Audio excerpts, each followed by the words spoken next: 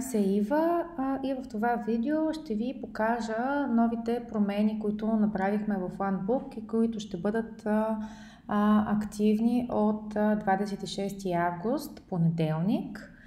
Започвам с модул Склад, екрана за калкулации, където направихме доста промени, за да бъде по-лесно и удобно. Започвам с една калкулация. Тя се прави по абсолютно същия начин, който до сега с бутончето Нова калкулация. Избирам си датата, за която искам да направя калкулацията. Избирам меню, ясла или градина, или и двете. Аз ще избера градина. Тук има възможност да бъде калкулацията с изчисление на порциите служители и да се добави тази една проба за рези. Могат да се махнат тези тикчета, по подразбиране са включени. Натискам Запиши и отиваме на екрана с порциите, на който променихме самия изглед, за да бъде по-лесно и удобно. Като тук имаме общата бройка за калкулацията за градина, порциите за персонал и за рези. Долу са раздробени бройките по групи, като присъствията и бройките идват отново автоматично от екрана за присъствени статуси, като разбира се могат да се коригират, ако има нужда. Надолу са колегите, които се хранят в детската градина. Тези имена в случая са дошли автоматично, тъй като калкулацията кореспондира с форма 7.6, която ще ви покажа след мъничко. Разбира се, можете да си добавяте, да си махате персонал, можете допълнително да си настроите, след мъничко ще покажа дали форма 7.6 да кореспондира с калкулацията или пък не желаете да кореспондира с калкулацията, желаете да добавите ръчно имената или просто да изписвате бройката. Долу имаме тази една порция или проба за РЗИ. Потвърждаваме бройките с бутонче Запиши и минаваме на следващия екран. Вижте, тук горе има различни табове, които позволяват всъщност от един и същ екран, когато започнете да правите калкулацията, да си направите и калкулацията с бройките и присъствията, и тръгвателния лист, и да си извадите и заповедната книга. Минавам на калкулация. Ето по този начин изглежда. Преместихме продуктите, които са по рецепта, да бъдат в първата колона, съответно продукта, който ще извадим от склада във втората, склада и количеството, използвано количество, оставащо, СПЦ и сума, като разбира се можем да редактираме количеството, можем да си добавим продукт допълнително или пък да премахнем с кошчето. След като съм готова с закуската, мога да премина към междинна закуска. Разделихме пак на различни екрани да бъде закуска, междинна, обяд и следобедна. Така че отивам на междинна закуска, мога да си изтрия продукт. Отивам на обяд. Тук също по рецепти, съответно количеството, което е пресметнала системата на база рецептата и порциите на децата.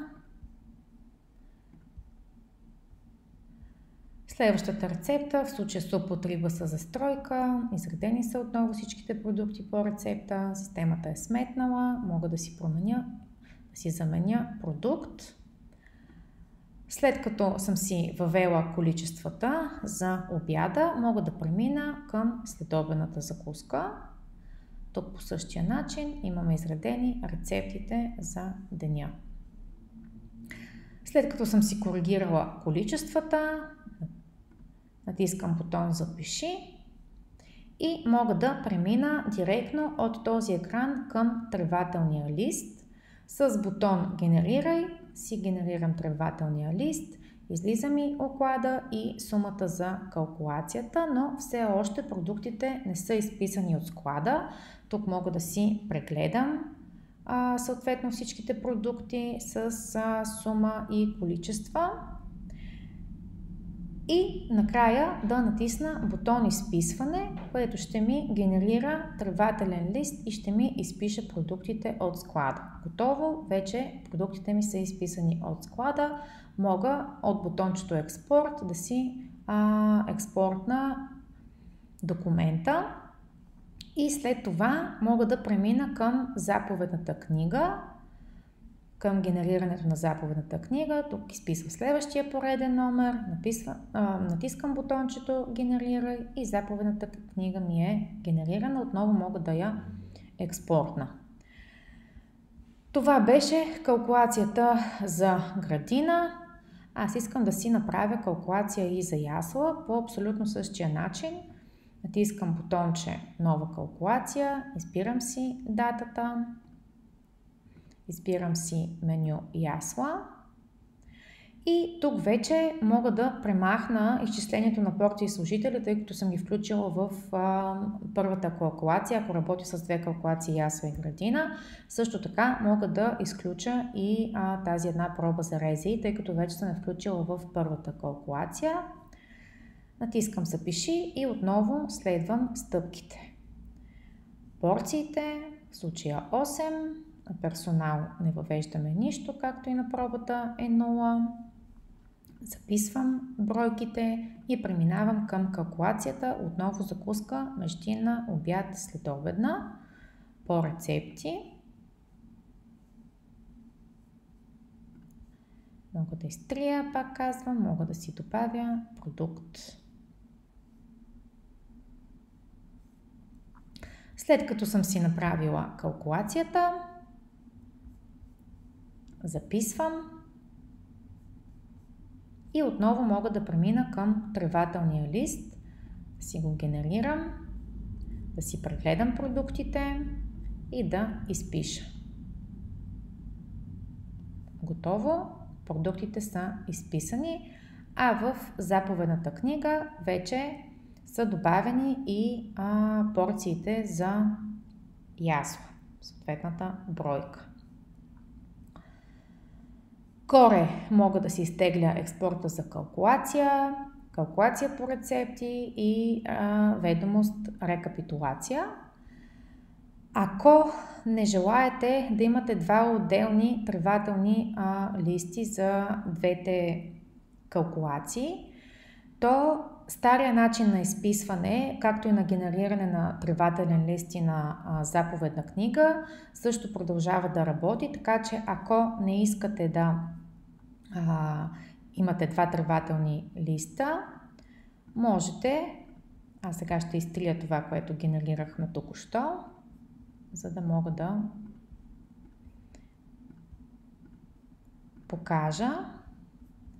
Ето от тук, по стария начин, мога да си генерирам искане за тази дата, да си избера двете калкулации и да си изпиша общо двете калкулации, като не забравям да натисна изписване от склада.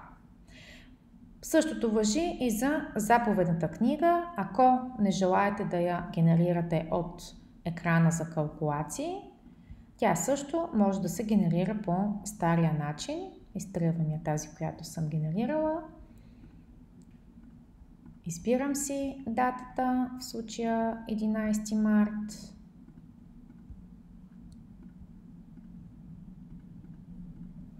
Записвам и заповедната книга е генерирана. Така че новият начин, който сме направили, за да ви бъде по-лесно и удобно, всичко да се случва от един екран, може да се използва за ваше улеснение, а може и да си използвате стария начин на изписване, ако искате двете калкулации да се изпишат в един тревателен лист. Също така в тези менюта тревателен лист и в справки заповедна книга, тук си стоят в списък всичките заповеди, както и всичките тревателни листи, за да няма нужда всеки път, когато искате или ви се наложи да изтеглите определен документ, да влизате на екрана с калкулации и да търсите тревателния лист. Това са промените, които сме направили в модул склад. Сега ще продължа с форма 7.6. Тя се намира в персонал, присъствия. Тук можете да водите присъствията и отсъствията на персонала в детската градина, като използвате тези статуси. Статусите се нанасят, като статусите на децата на екрана се нанася на присъствие и отсъствия. Можем да си вземем статус и да си го маркираме на конкретния човек. Можем да вземем такъв и да маркираме на цялата колона. Ето по този начин. Или пък да вземем статус и да маркираме за определен период от време, като натиснем в ляво от името квадратчето, можем да изберем конкретен период. Да натиснем бутон нанеси и системата ще ни нанесе за конкретния период, за да не се налага едно по едно да въвеждаме. Като горе може да си филтрираме по длъжност или по конкретен служител.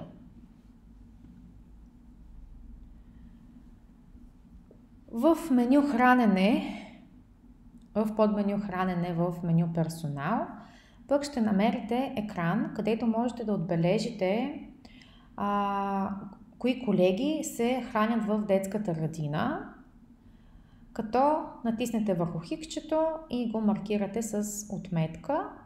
Това означава, че колегата се храни в градината или дали се храни безплатно. Маркирайки тук кой се храни и кой не в детската градина, по този начин вече в калкулация вие можете да избирате конкретни имена, които да включите в калкулацията за деня.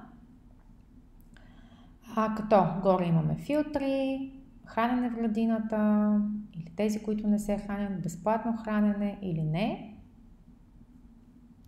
Разбира се, след всяка една промяна натискаме бутонче запази, като има и справки, всъщност, където можете да видите справка за присъствие на служителите, можете да експортнете тази справка в Excel и в PDF за конкретния месец. И другата справка е именно за хранодена на служителите. Тук излизат окладите на колегите, тези, които се хранят в детската градина, като пак можете да експортнете с бутончето. Сега да ви покажа всъщност настройката за това как да кореспондира форма 7.6 с калкулацията или пък не, ако не желаете. Именно в настройки, конфигурация, тук тази настройка може да я направи човек, който има дадени права и вижда всъщност това меню за настройки конфигурация. Този човек е директора или администратор или замдиректора на детската градина. Ето тук в конфигурация, склад и кухня можем да си настроим форма 7.6 в калкулации. Дали въобще да кореспондира форма 7.6 в калкулацията или пък не. Да, само с бройката на персонала и да, с поименно изброяване на персонала. Така че от тук можете да си настроите всъщност как ще е удобно за вас, изготвяйки калкулацията. Да кажем, до сега използвахме форма 7.6 в калкулацията. Сега ще премахна тази настройка и ще въведа не, записвам. И ще се върна в склада, като ще изтрия този тръбателен лист, както и калкулациите за 11, които създадохме. И ще я генерирам наново, за да ви покажа всъщност как изглежда, ако не кореспондира с форма 7.6. Избирам си 11, записвам Ето тук долу нямаме поименно персонала, можем ние да си въведем съответната бройка, да кажем 6 колеги, като тук можем да, разбира се, да редактираме, ако не се хранят с междинна и следобедна закуска. Също така можем и да добавим ръчно от колегите, които сме настроили, които сме въвели, че се хранят в детската градина, можем да си ги добавим ръчно. Ако използваме форма 7-6 в калкулацията, те ще дойдат автоматично спрямо това, коя смяна са на работа и как се хранят в детската градина. По този начин си добавяме и продължаваме с следващите стъпки в калкулацията. Отивам в калкулация, вече да добавя или редактирам количества от продуктите. Съответно, накрая отново мога да си генерирам тревателния лист от тук и да си изпиша количествата. В случая нямам достатъчна наличност, тъй като не редактирах калкулацията. Това е за склада и форма 7-6. Разбира се, ако имате въпроси, знаете, че винаги можете да ни се обадите. Надявам се да е по-лесно за вас от един екран да се случва всичко, както редакцията на порции, добавянето на персонала, редактирането и добавянето на продукти, генерирането на тревателния лист и заповедната книга да се случва от един екран. Следващото нещо, което сме променили, е модул неучебни дни. Преименувахме на неприсъствени дни, а именно защото до сега този модул работеше единствено и само за групите в детската градина. Вече този модул работи и за групите и персонала в детската градина, т.е. ако има неучебен и неработен ден и за групите и за персонала, тук може да се отрази, или пък ако е неучебен, но присъствен за персонала, също можем да го въведем от тук или да го редактираме. Горе бутончето добави, да кажем, имаме неучебен ден за децата, защото, да кажем, има избори. Въвеждам си конкретна дата, но този неучебен ден важи само за групите, не и за персонала. Избирам си групите или пък за конкретни групи и натискам запиши. По същия начин, ако този ден не е присъствен и за персонала, пък избираме и двете, или пък за конкретни хора от персонала, които по някаква причина се водят на работа, но денят им е неприсъствен в детската градина. Мога да си го избера името или конкретните имена и да запиша. Когато имаме въведен неприсъствен ден за персонала, то това отива в формата за нанасяне на присъствия и отсъствия на колегите, а именно тук денят се заключва и вие нямате възможност да въведете съответно статус в този ден, тъй като е неработен.